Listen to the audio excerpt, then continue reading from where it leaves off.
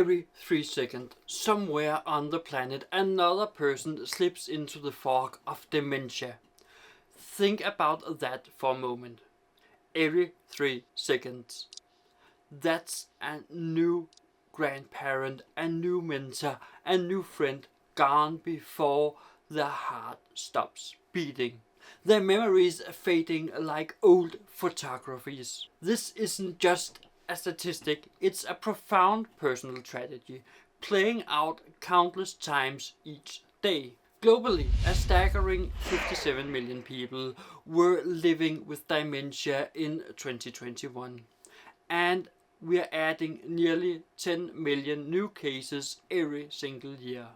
By 2050, that ticking clock will be twice as loud. Its chime a constant chilling reminder that we as a society are simply not ready for the fallout. The scale of the upcoming crisis.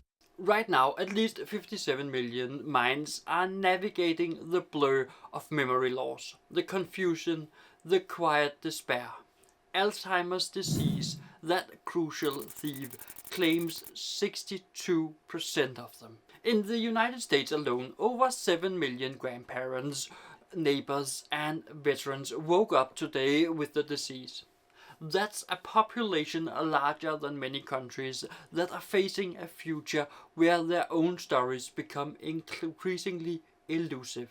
And the projections are stark. By 2050, that number is set to nearly double to 12.7 million, roughly the entire population of New York City and Los Angeles combined. We are quite literally adding a city of dementia patients each year, yet our hospitals are already strained, our budgets are stretched thin, and our families are buckling under the unsustainable load. The complex need of dementia patients demand specialized care, leading to higher rates of hospitalization, chronic conditions, and an increased reliance on skilled nursing and home health services, all of which are already pushing our healthcare system to the breaking point. The 4 drivers of Alzheimer's.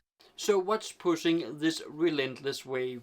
What's fueling the silent epidemic? First, and perhaps the most obvious, is age. The biggest risk factor is still blowing out more than 65 candles on a cake. As life expectancy continues to climb, more and more people are reaching those vulnerable years. And with the massive baby boomer generation crossing that 65-year threshold at a rate of 10,000 a day, we are seeing an unpredicted demographic shift that directly impacts dementia prevalence. Second, we have the usual suspects of modern life, the silent saboteurs. High blood pressure, diabetes, obesity, smoking, physical inactivity, and even social isolation aren't just bad for your heart, they quite relentlessly rough up the tiny blood vessels that keep the brain tidy, creating a breeding ground for cognitive decline. It's a slow erosion, often unnoticed until it's too late. We stink at spotting the disease early. It's a systematic failure. Half of those affected never hear the word dementia from a doctor until daily life has already unraveled, until the keys are lost too many times or the family route home becomes a maze. This delay means crucial opportunities for early intervention, for managing symptoms, and for planning future care are tragically missed. Fourth, the burden is not colorblind, it's a stark reminder of the deep-seated inequalities.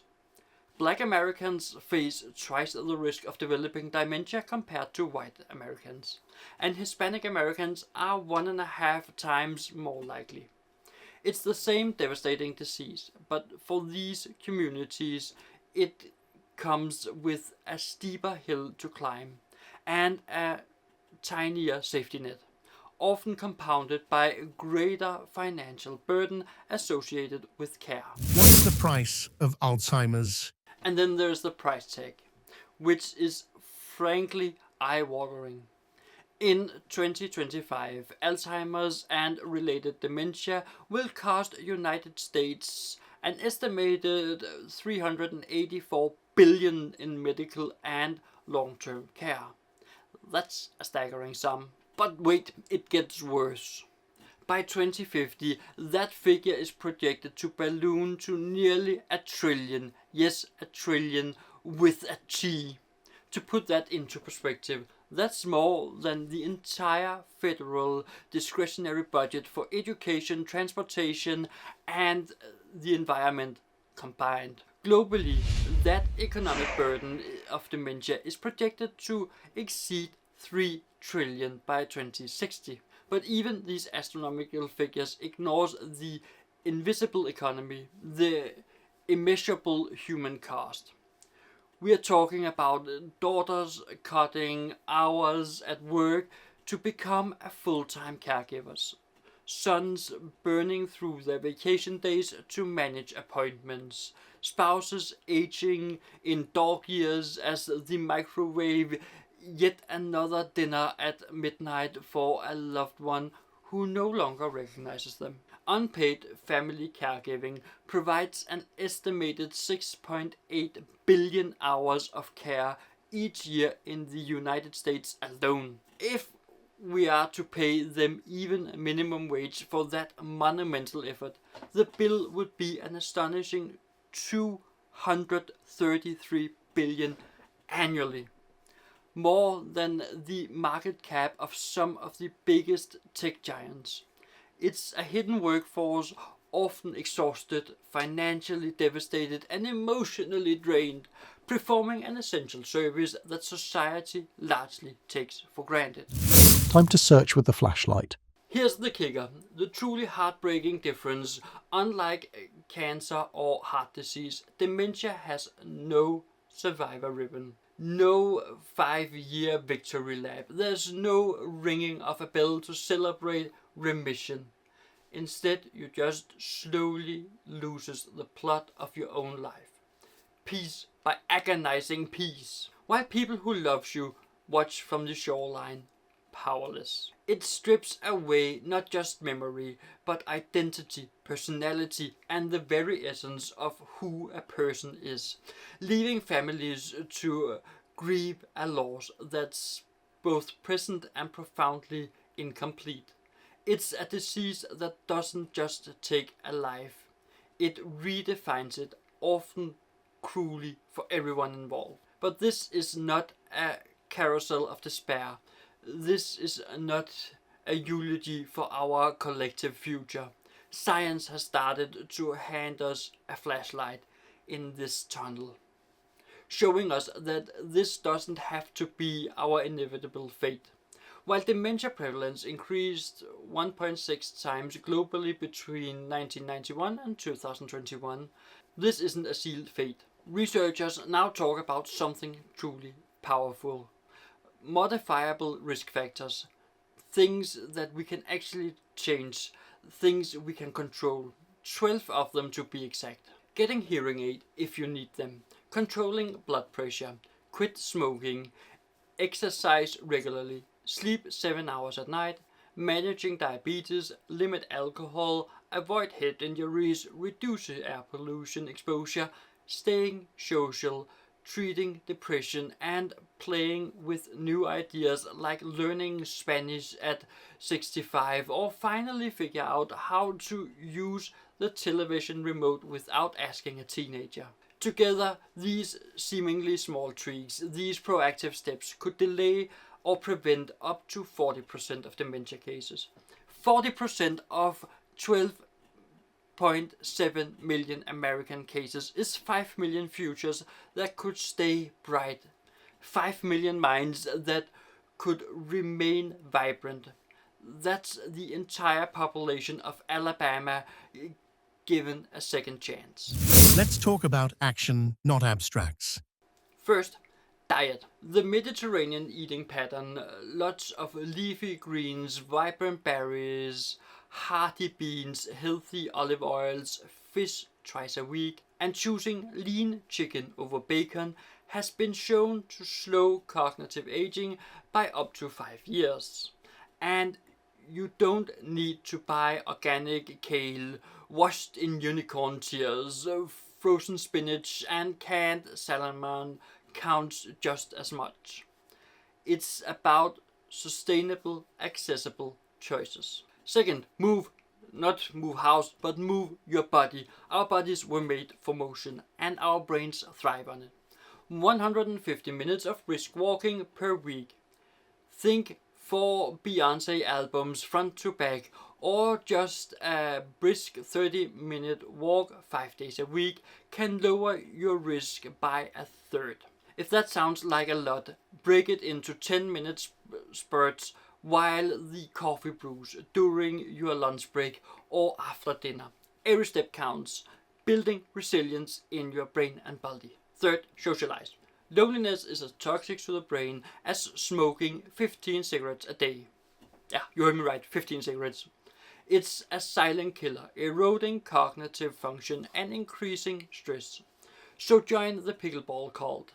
Revive the book club you abandoned. Flirt playfully at the farmer's market, or volunteer for a cause you care about. Just don't do life solo.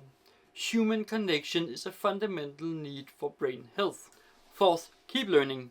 Your brain is a muscle and it needs a workout. Download a free language app and butcher Spanish at the bus stop. Or try a new hobby that challenges you. New connections between brain cells, what scientists call neuroplasticity, thrives on awkward attempts at rolling R's or mastering a new skill. It keeps your mind agile, your cognitive reserves strong. Progress and structural fixes. What about pills? Are we making progress there? Absolutely. Last year, the FDA granted accelerated approval to a product, an infusion that modestly slow cognitive decline in early Alzheimer's by removing sticky amyloid plaques from the brain. It's not a cure, not yet, but it is the first real foothold on a mountain that has refused climbers for decades. It's a beacon of hope, showing us that disease-modifying treatment are possible. And more drugs are in the pipeline, targeting tau tangles, the other brain vandals that chokes neurons. Even more exciting, blood tests that can spot troubles a decade before symptoms ever appears, when inching closer to your local clinic. Imagine combining that early detection with aggressive lifestyle polish, and we may turn what once felt like a fatal diagnosis into a manageable chronic condition. Think diabetes, not a death sentence. But individual actions isn't enough. We also need structural fixtures. Big picture changes that creates a dementia-friendly society. The American Congress keeps teasing a 100 billion boost for dementia research, doubling the current pot. Yet the bill is still doing laps in committees, gathering dust. So call your representative if you're American. They keep count of angry voicemails. Tech companies can build intuitive apps that turn pill reminders into a game, or translate "I'm lost" into a voice note that pings both caregivers and 911. We have those tools, the technology, the resources. We just need the political will and the collective imagination to implement them. Until then, the safety net is us.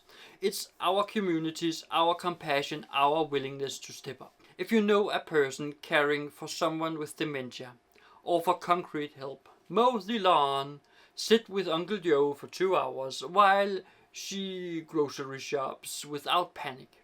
Drop off a casserole that doesn't require a thank you note. Caregivers often lose friends who vanish because disease is scary, because they don't know what to say or do.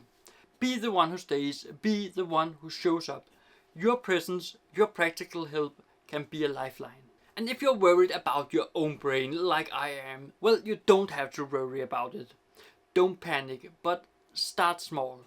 Schedule a memory screening the same way you book a colonoscopy. Ask your doctor to check your blood pressure and fasting glucose. Both are stealth brain vandals that can be managed. Download a free step count app, or most phones today have it in them, and aim to beat yesterday by 500 steps. Swap one soda for sparkling water.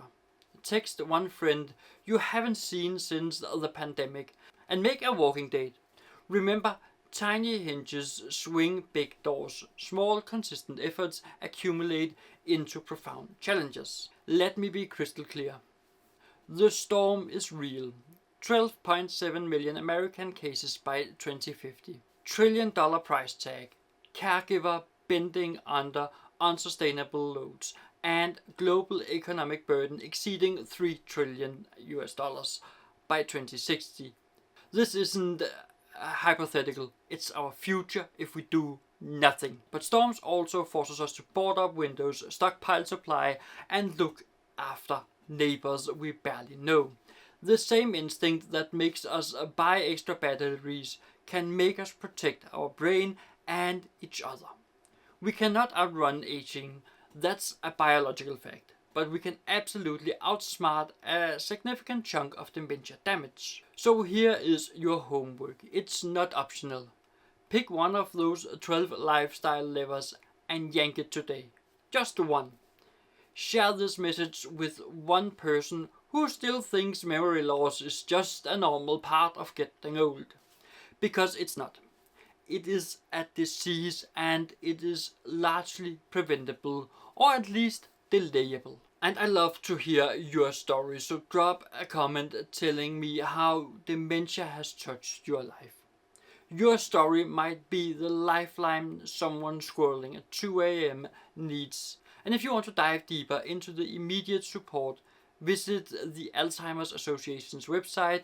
The future does not have to be a horror movie where we are passive observers.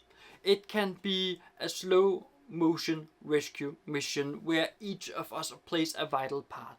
We may not stop the wave entirely, but we can build higher ground, stronger communities and healthier brains. 5 million brains, 5 million futures are counting on us. Let's go to work. And if you want to be smarter on dementia, not only Alzheimer's, then check out this video right here. It's actually an entire playlist on dementia, so check it out, and I look forward to seeing you in all those videos.